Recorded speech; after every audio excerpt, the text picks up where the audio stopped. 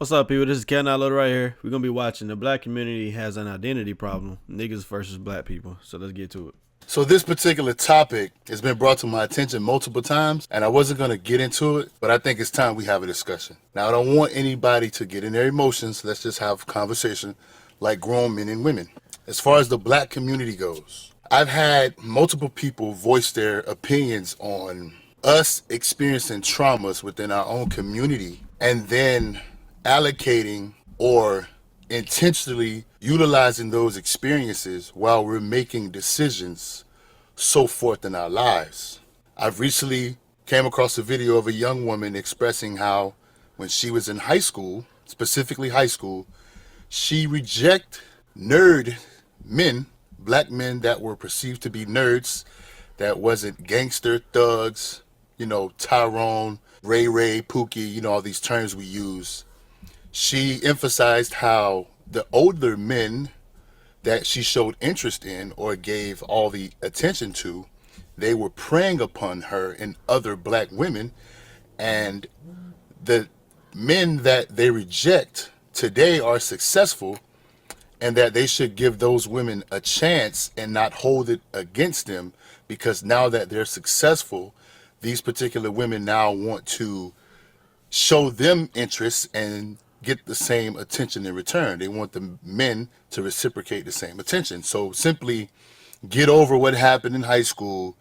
Stop utilizing your trauma if the black man or black men perceive that experience as trauma. Don't allow your trauma to put you in a position where you don't make certain decisions because you are always considering those moments in life. I've also seen other people voice their expression on how black people should stop using trauma in the hood to then move forward in life and avoid other black people. No matter what, stick with your people. And I think these particular people were talking about being bullied. Now, I'm a black man. I grew up in the hood. What I would ask, specifically dealing with these two situations, why is bullying such an important factor in our community, and we perceive it to be necessity or necessary for us to be tough? But when we go outside into society and we are amongst people that are not a part of the black community, specifically people of other races and ethnicities, specifically white people, because black people and white people have history, why not express that same toughness, or why not showcase the results and the benefit of someone bullying or someone being bullied in that particular moment? We perceive it to be a necessity. So the bully, With black people, in my personal opinion with this, I think that it's all about the trauma. A lot of us grew up the same way. I mean, it ain't got to be the bully. Sometimes the mom and dad is bullies, so they grew up and then they bully their own child. Just like with my mom and my grandma, they ain't really like too much teach me right for wrong. It ain't until I messed up and then they told me right for wrong. You get what I'm saying? And I feel like a lot of us grew up that same exact way. Like, it's not where you shown was right for wrong. It's ain't until you mess up and then they wanna discipline you right then instead of telling you not to do it. And then a lot of us grew up like compared to white people. Well, white people, you have models in the community. In black people community and stuff like that, man, unless you grow up with somebody who's that we look up to, like a entertainer, cause we seem to worship these entertainers, these football players, rappers, and dancers, and anything to do with entertainment. We seem to love that so much. That's why a lot of us can dance and play basketball. It's a stereotype. But we seem to love that so much. But then at the same exact time, when you look at somebody who's a lawyer, somebody who owns like a McDonald's, or somebody who owns this and that it is, who got money and stuff like that, people don't really seem to look at it as like an accomplishment. It all depends on how you get the money. People would, if a black man owns a Chick-fil-A, a McDonald's, or whatever, or a manager at a company, he making good money, got nice cars, versus somebody who's a drug dealer in the community and he making the same amount of money as somebody like somebody who's a stand-up person in the community. Somehow the drug dealer get looked up to more than the person who's a stand-up person getting the money the right way in the community. I don't know what's the reason why behind it. And really probably just the music and all that type of stuff, because every child that listened to rap music growing up, and they sort of grew up the same way as the rappers did. For some reason, we seem to like we idolize that traumatizing behavior. Like you listen to black people. I'm sorry, people. I'm sick, but you listen to black people, and we trauma bond. We compare each other's struggles. When white people and shit like that, when they grow up rich, man, they want to compare what they got. We compare what we don't have. And we say like, oh man, I had a harder life than you, bro. I had this, I had that. I didn't have this, I didn't have that.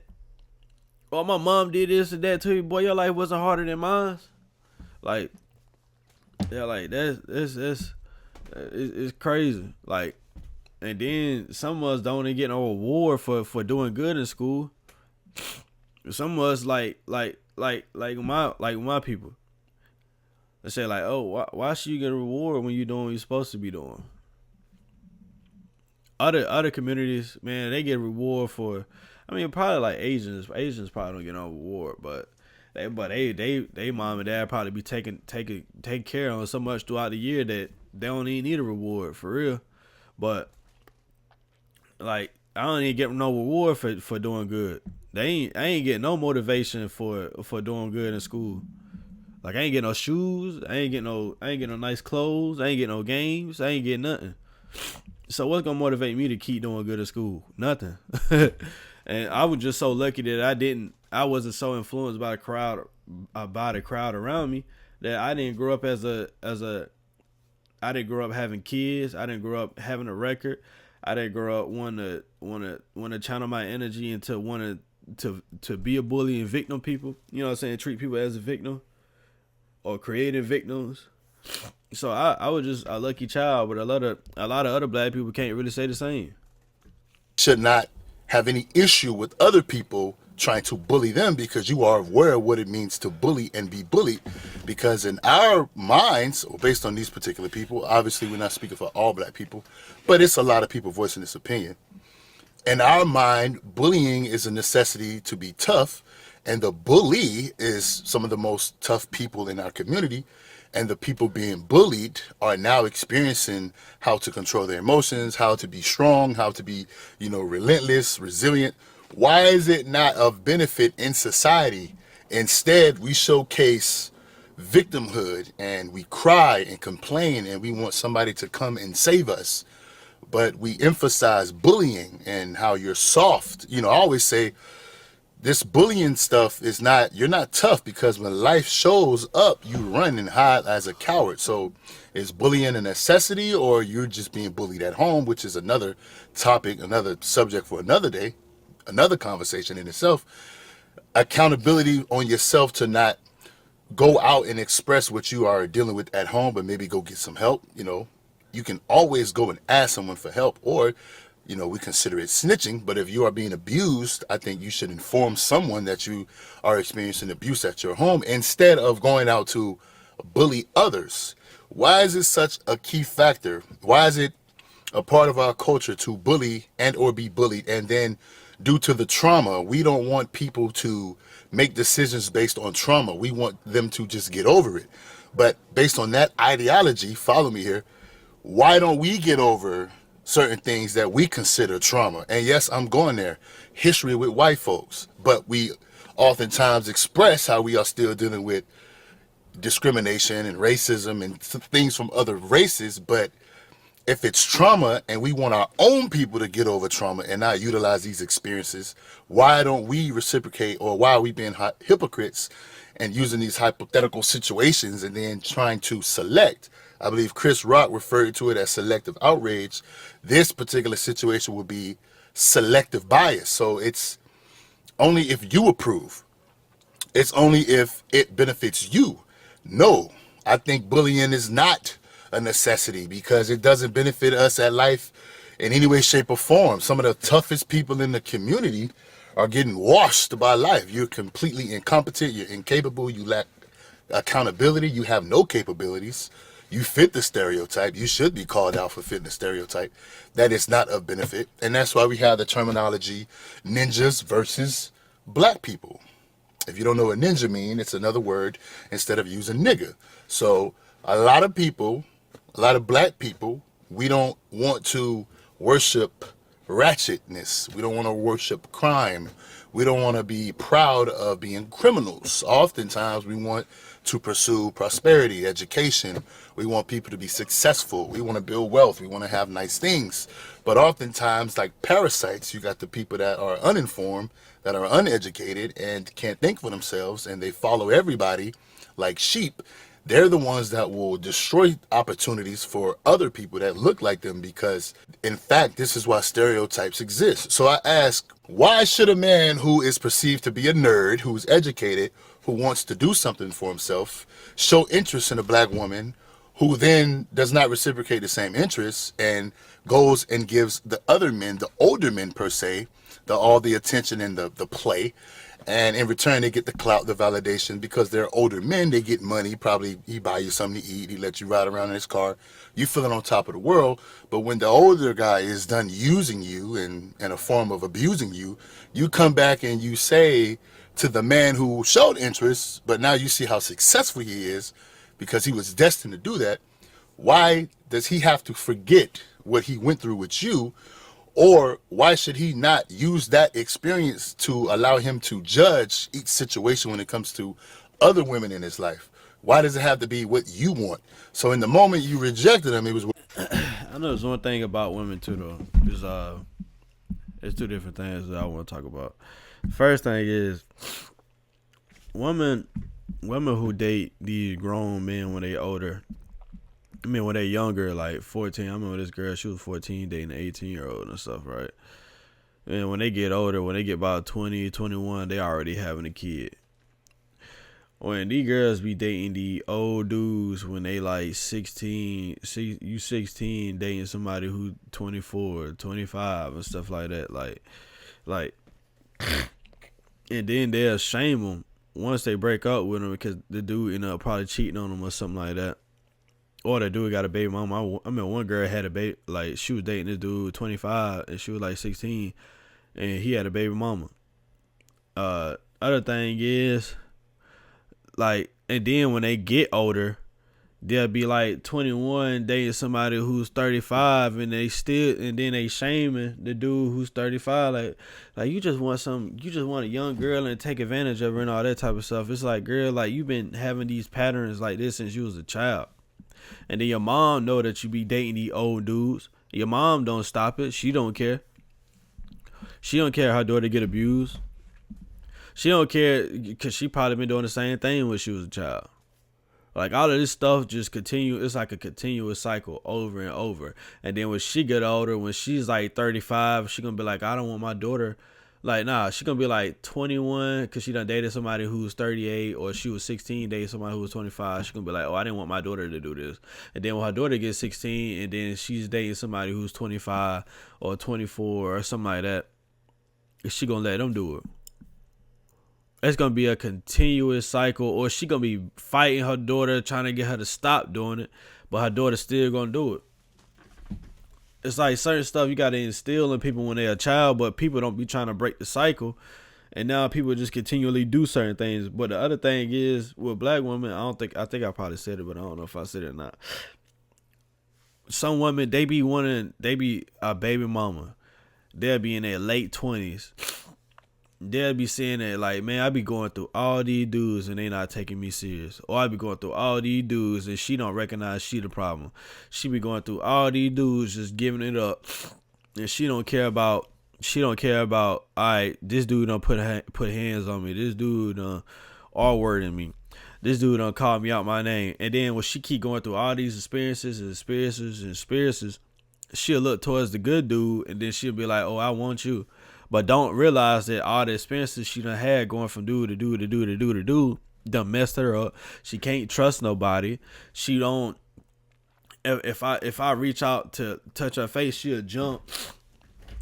If she don't feel safe leaving her purse around me because one of the dudes done stole something from her. she don't feel safe with me staying the night because she woke up one night and one dude was doing something to her.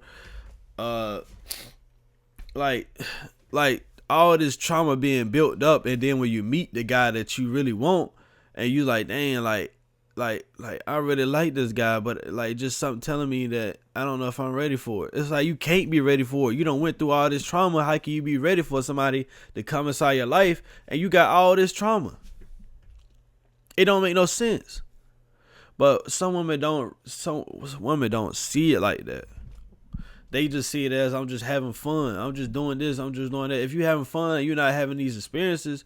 I'm not saying it's cool, but that's better than you having fun and you having sex with these dudes and they put hands on you and stuff like that. Like, you don't realize what it's doing to you. It's messing up you.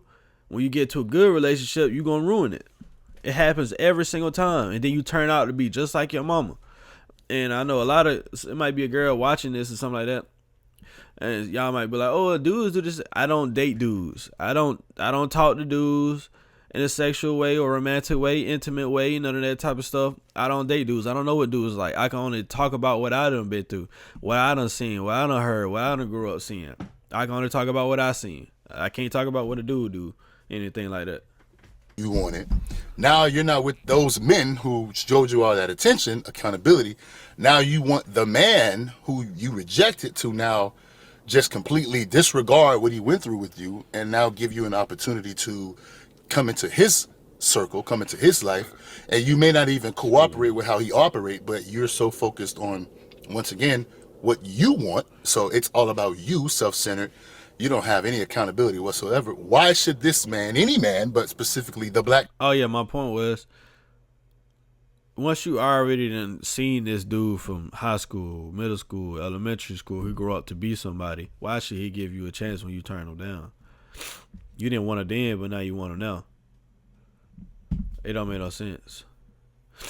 I mean, I don't really have a girl in high school or middle school, elementary school that I really like. I was to myself. I ain't really talk to too many girls anyway. They like me a lot, but I ain't really care too much.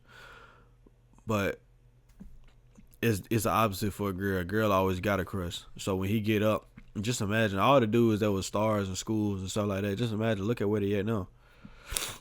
Someone don't have nobody. Someone going through stuff. Someone don't got records.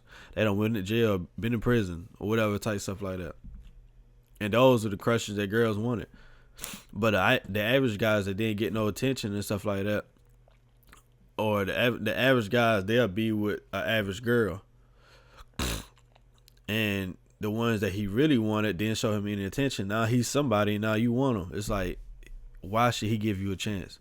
And then I think I seen that same video he's talking about. I mean, one girl was like, why you holding up over your head that I didn't want you in high school? We grown now. But she had a kid. It's like, bro, like what in the world is going on with some of these women? It ain't all of them. But some of these women just be like, you want a chance with somebody after you done shut them down. Now you got a kid and you going through hardships in life. And then you want the man who's successful in life to come take care of you. And then some girls don't recognize that you be wanting guys to take care of you. Girl, you got daddy problems. If you want somebody to fully take care of you while you don't do nothing at the house, some of y'all want to be fully taken care of. Y'all want to create bills for a man to take care of. Y'all want to come along with your own set of bills that y'all want a man to take care of. Your insurance. You mean take care of your car insurance, your health insurance, your dental plan, your eye vision plan, your life insurance, your nails, all that miscellaneous stuff. If that's the word. Nails, hair, whatever, all that type of stuff, and give you allowance at the same exact time. Girl, you looking for a father figure. Like, I don't care if I'm rich, if I'm a millionaire, bro, I'm not taking care of no women like that, bro. Like, I'm sorry, I can't. Only time I would ever do something like that, if like my girl has to be, I gotta teach her how to make her own money. If she ain't trying to make her own money, I can't be with you. Of course, I take care of certain stuff, but certain stuff that you can take care of yourself, I take care of your car insurance. Unless I bought you the car, I take care of your life insurance, your dental eye plan. Unless we all on a family plan or something like that, and I got kids with you. But or like if you move into my house, but we move into a house together, shorty, you gonna pay some of these bills. You can't take care of the Wi-Fi. The Wi-Fi $50 a month. You don't want to take care of that. I don't know. I can't just sit here and just let a woman just no. I don't no. I'm sorry. I just can't do it.